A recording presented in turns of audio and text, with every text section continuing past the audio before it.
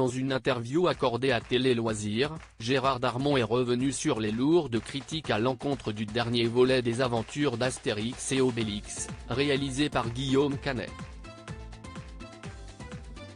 Une haine publique que le comédien n'a toujours pas acceptée. Aux yeux des fans d'aventures gauloises, il restera toujours le grand Amon Bofi.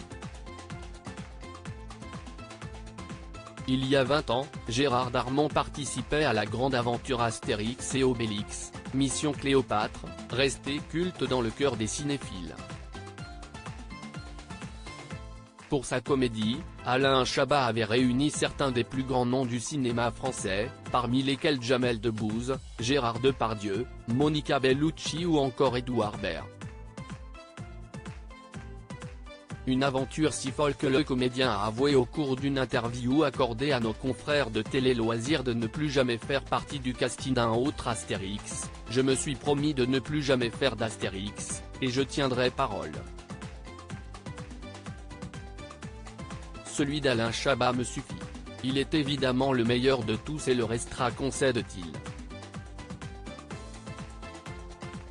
Car si ce volet égyptien est resté culte, l'aventure cinématographique des irréductibles Gaulois ne s'est pas arrêtée là, avec 3 nouveaux volets qui ont peiné à faire de nouveau briller la franchise.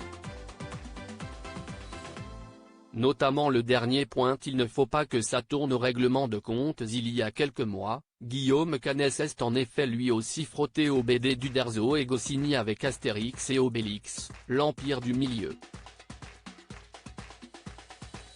Une production pharaonique, bien qu'un Chine cette fois, au casting une nouvelle fois 5 étoiles, mais qui a échoué à convaincre les critiques et le public. Des attaques parfois violentes, qui n'ont pas manqué de blesser le réalisateur, qui estime pourtant avoir réussi à toucher une partie du public. Il a pu compter sur le soutien de ses comédiens, mais aussi de Gérard Darmon en personne, très énervé de voir des critiques aussi violentes fleurir sur les réseaux sociaux. C'est une somme de travail colossale balayée d'un revers de main. Qu'on n'aime pas, d'accord, mais il ne faut pas que ça tourne au règlement de compte, a-t-il regretté dans les colonnes de nos confrères. Mais d'où vient cette haine ? Se demande-t-il également, conscient que se lancer dans une adaptation d'Astérix et Obélix soit devenu un vrai risque pour les réalisateurs. Ce qui ne l'empêche pas de réaliser que le long métrage n'était pas forcément à la hauteur des attentes. Il y avait du très bon et du moins bon. Oui, le film a coûté beaucoup d'argent et on était en droit d'en attendre plus, conclut-il.